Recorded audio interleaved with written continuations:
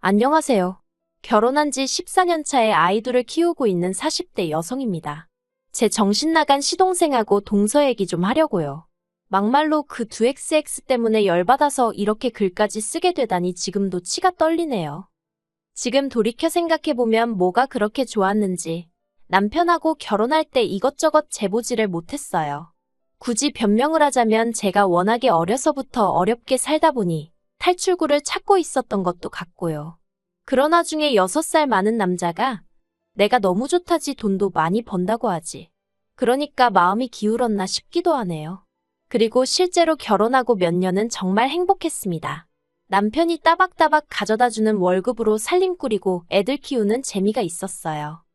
그렇지만 그런 행복을 온전히 누리지는 못했는데 그때는 그게 우울증이란 생각은 못했지만 아무튼 이 행복이 언젠가 깨어지지 않을까 하는 막연한 불안감이 있었거든요. 그리고 아니나 다를까 첫째가 초등학교에 들어가던 시기에 남편이 직장에서 잘렸습니다.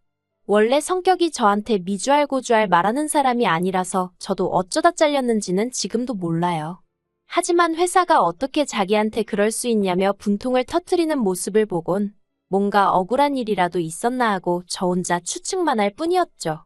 그리고 다행히 제가 그래도 모아둔 돈이 얼마간 있었어서 남편에게 빨리 새로운 직장을 구하라고 채근하는 대신 이제껏 당신 열심히 살았으니 조금 긴 휴가를 받았다 생각하고 휴식을 좀 취하라고 했습니다. 그땐 그게 현명하고 배려심 있는 아내의 모습이라고 생각했으니까요. 그런데 지금 생각해보면 괜한 소리를 했던 것 같아요. 직장에서 그렇게 나와서 사람이 바뀐 건지 원래 그런 사람이었는지는 모르겠지만 어떤 일이라도 시작을 해야 돈을 벌어오고 할 텐데 세워라 내워라 하고 술만 퍼마시고 도통 뭐라도 해보려는 생각이 없는 사람처럼 시간을 보냈거든요. 결국 저는 남편에게 언제까지 그러고 살 거냐고 재산이라고 해봤자 얼마 되지도 않는 돈도 이제 거의 다 바닥났다고 정신 좀 차리라고 했어요. 그랬더니 남편이 저더러 너도 나가서 돈 벌어보랍니다. 남한테 아쉬운 소리 들어가며 돈 버는 게 어디 쉬운 일인 줄 아냐면서요. 황당하고 어이없었죠. 결혼 전에는 저도 남편만큼 큰 회사는 아니었어도 직장에 다니는 평범한 회사원이었거든요.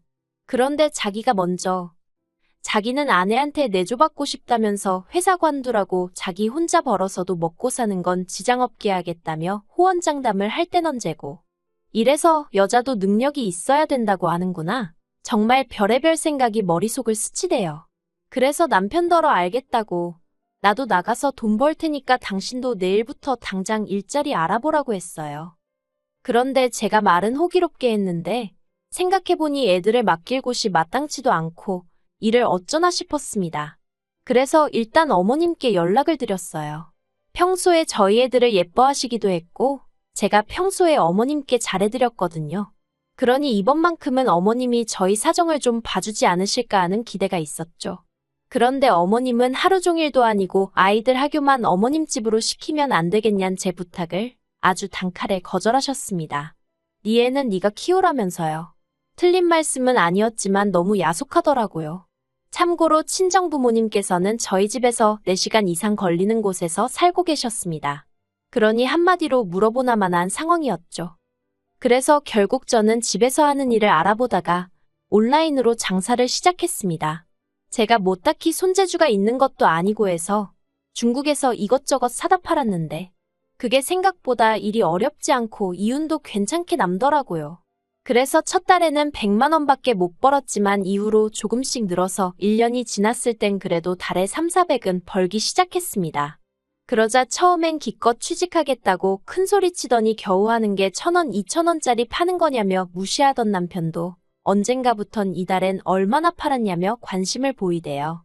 참고로 남편은 이후로 예전 회사에서 같이 일하던 직원이 차린 회사에 나가고 있었어요. 일하는 시간은 저보다 길면서 돈은 저보다 덜 벌었고요. 아무튼 그렇게 장사를 해오던 어느 날 청천벽력 같은 소식이 들려왔습니다. 그날도 평소랑 다를 것 없는 날이었는데 어머님한테 전화가 왔어요.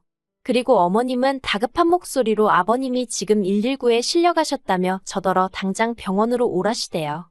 놀라서 하던 일도 멈추고 병원으로 쫓아가니 뇌경색으로 쓰러지신 아버님이 자리에 누워 계셨어요. 이후로 아버님은 중환자실로 들어가셨고 결국 요양병원으로 가시긴 하셨지만 그 과정에서 모든 병간호는 제 몫이었습니다. 남편은 회사 일을 핑계로, 어머님은 나이를 핑계로 병간호는 못한다지. 그렇다고 24시간 내내 간병인을 쓸만한 형편도 아니었지. 그러니 자연스레 그 화살이 저한테 향하더라고요. 사실 남편에게는 겨우 2살 차이 나는 시동생도 있었는데 시동생과 동서 중 누구의 뜻이었는지 아니면 부부가 한마음이었던 건지는 몰라도 처음부터 병간호는 못한다며 대신 차라리 돈으로 때우겠다고 하대요. 그래서 제가 돈은 나도 있다고 했지만 뭐 무조건 못한다고 배째라고 나오니 한마디로 제가 어떻게 할 방법이 없었죠. 하지만 제가 병간호를 떠맡은 건 단지 이런 이유만 있었던 것은 아닙니다. 저는 그저 제 애들 보기 부끄럽지 않게 제 할도리는 하겠다는 마음으로 아버님 병간호를 한 거예요. 병간호하느라 피곤한 것과 모른 채 하고 찜찜한 것 중에 고르라 하면 몸은 피곤할지언정 마음이 떳떳한 게 낫다고 생각하기도 했고요. 하지만 아버님은 결국 3년 만에 돌아가셨습니다. 그리고 그때까지 시동생은 1원 한 푼 내놓지를 않았어요. 자기들도 애 키우고 어쩌고 하느라 돈 들어갈 데가 많아서 도통 여유가 없다면서요. 그리고 하늘도 무심하시지.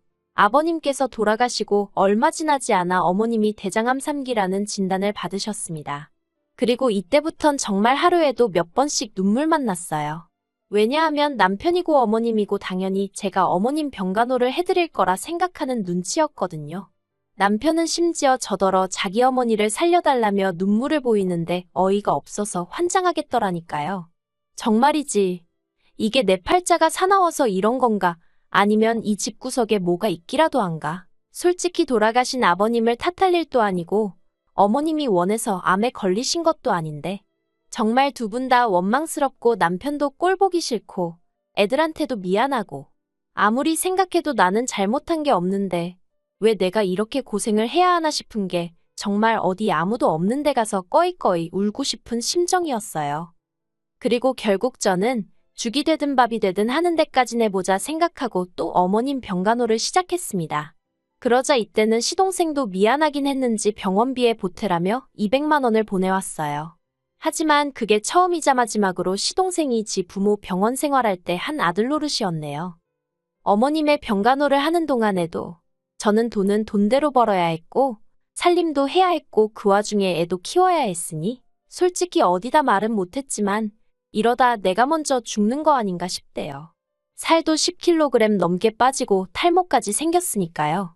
그런데도 제가 어머님을 끝까지 책임졌던 건 어머님이 매번 저에게 미안하다 고맙다는 말씀을 해주셨기 때문입니다.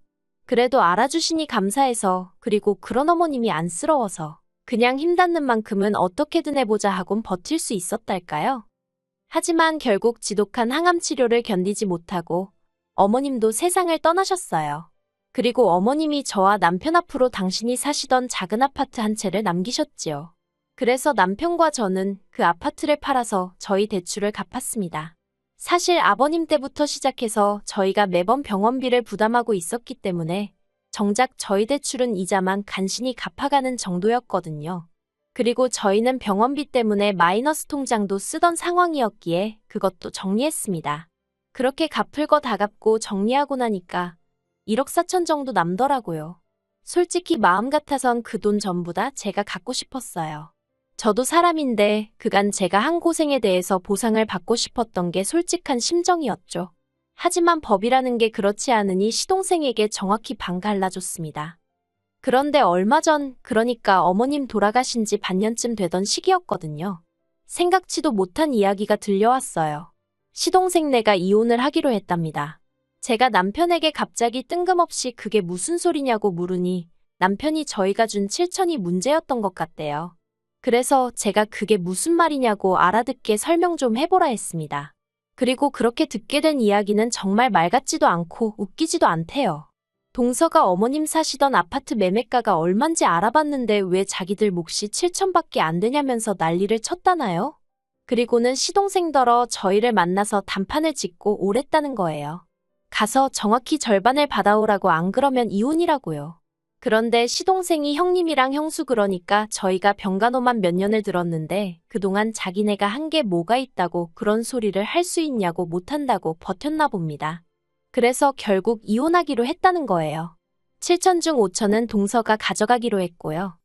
그 소리를 듣는데 기도 안 차서 솔직히 둘이 비슷하니 한 이불 덮고 살지 싶었고 그러면서도 지부모가 아픈데 코빼기도 안 비추는 시동생이 문제지 동서가 문제겠냐 싶어서 동서한테는 병원에 오라 소리도 한 번 한 적이 없어요. 그런데 둘이 이혼하게 된 이야기를 듣고 있으니 시동생도 불쌍하고 동서가 문제다 싶대요. 하지만 거기까지였을 뿐 제가 나설 자리도 아니다 싶었고 제가 뭐 달리 해줄 수 있는 것도 없더라고요. 그저 어이가 없다고 말 한마디만 했죠.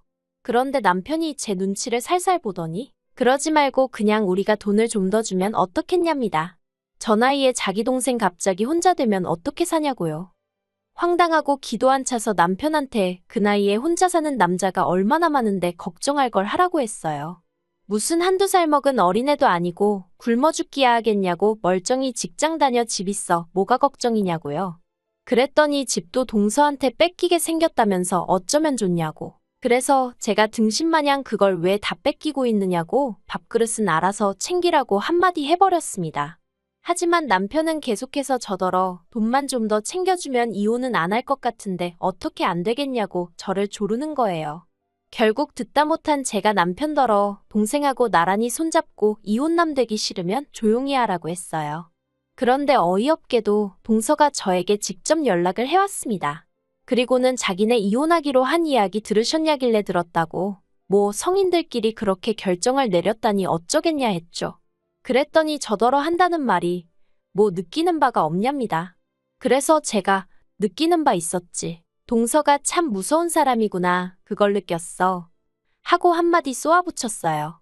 그랬더니 자기는 제가 더 무섭다며 어떻게 어머님 아버님 재산을 멋대로 처분할 수가 있냐면서 그깟 7천만 원 뭐 이거나 먹고 떨어져라 하면 자기네가 떨어져 나갈 줄 알았냐입니다. 그리고는 한다는 말이 자기가 생각을 해봤는데 분해서 도저히 안 되겠다면서 이혼 안 하고 저희 부부랑 싸울 거래요. 싸워서 자기 몫은 찾아가겠다나요? 그리고 이 이야기를 남편에게 전하니 남편도 예전과는 달리 아주 격양된 반응을 보였습니다. 이혼할 동생이 안쓰러워 전전긍긍하던 모습은 온데간데 없고 그거 미친 X 아니냐면서 난리가 났죠. 그리고는 그걸로도 분이 안 풀렸는지 시동생더러 네 마누라 데리고 당장 오라고 전화에다 대고 소리를 고래고래 지르는 거예요. 그렇게 저희 부부와 시동생 부부가 마주하게 되었습니다. 시동생은 영문을 모르겠다는 표정으로 저희 부부더러 도대체 무슨 일이냐고 물었고 그런 시동생에게 네 마누라한테 한번 물어봐라 하고 남편이 소리를 쳤어요. 저희 남편이 동서더러 마누라니였더니 시동생 앞에서 그런 식으로 부른 적이 없었거든요. 그래서 시동생이 정말 깜짝 놀란 눈치였습니다. 그리고 그때 동서가 자기가 뭐 못할 말이라도 했냐면서 시동생더러 내가 형님한테 법적으로 해보자고 그랬다고 싸워서라도 우리 목숨 받아내겠다고 그랬어. 하곤 언성을 높이대요. 그러자 시동생은 한숨을 푹 내쉬었는데 놀랍게도 그게 다였어요. 솔직히 저는 시동생이 자기 마누라한테 뭐라고 말 한마디라도 할 줄 알았습니다. 네가 뭔데 나서냐? 가만히 있어라 뭐 그런 말이요. 그런데 시동생은 화를 내기는커녕 저희 남편더러 그래서 지금 자기더러 어쩌라는 거냐고 무슨 애도로 이런 자리를 만든 거냐고 짜증을 내기까지 했죠. 역시 서로 비슷하니 한 이불 덮고 살지 않은 제 생각이 맞다 싶었습니다. 그리고 그런 시동생에게 남편이 네가 사람 자식이 맞냐면서 기어이 주먹질을 하려는 걸 제가 간신히 말렸어요. 혹시나 나중에 법적으로 정말 다투게라도 되면 괜히 트집 잡힐 일이나 생길 것 같단 생각에 본능적으로 남편 주먹을 낚아챈 거죠. 남편은 분을 삭히지 못하고 씩씩거리며 시동생더러 어디 한번 마음대로 해보라고 욕을 퍼부었고 그러자 시동생이 조금 전 기세는 온데간데 없이 아 진짜 형 한 번만 좀 도와줘. 정말 내가 이혼당하는 꼴을 봐야 직성이 풀리겠어 하는데 남편이 당장 눈앞에서 꺼지라며 네가 원하는 대로 법대로 해보자고 그러대요. 하지만 그 일이 있으므로 소송을 건의어쩌니 하더니 집으로 종이 쪼가리 한 장 오는 게 없었습니다. 대신에 어처구니 없는 소식이 들려왔지요. 한통 속인 것 마냥 굴던 시동생 부부가 이혼 소송 중이라고요. 속사정이 정확히 어떻게 된 건진 모르겠지만 시동생이랑 동서가 서로 탓을 하고 있다나요. 시부모님 생전에 시동생이고 동서고 뭐 한 게 없으니 법적으로 재산 가지고 다퉈볼래도 답이 안 나온다 싶었던 건지. 뭐 아무튼 저희야 그쪽에서 어떻게 나오든지 간에 이번엔 형제고나 발이고 한번 제대로 붙어볼랬더니 웃기지도 않네요. 사람이 사람돌이는 하고 자기 권리를 찾아야지. 정말이지 그런 심보로 살면 언제가 됐든 벌 받는다고 그 말 한마디 해주지 못한 게 한입니다.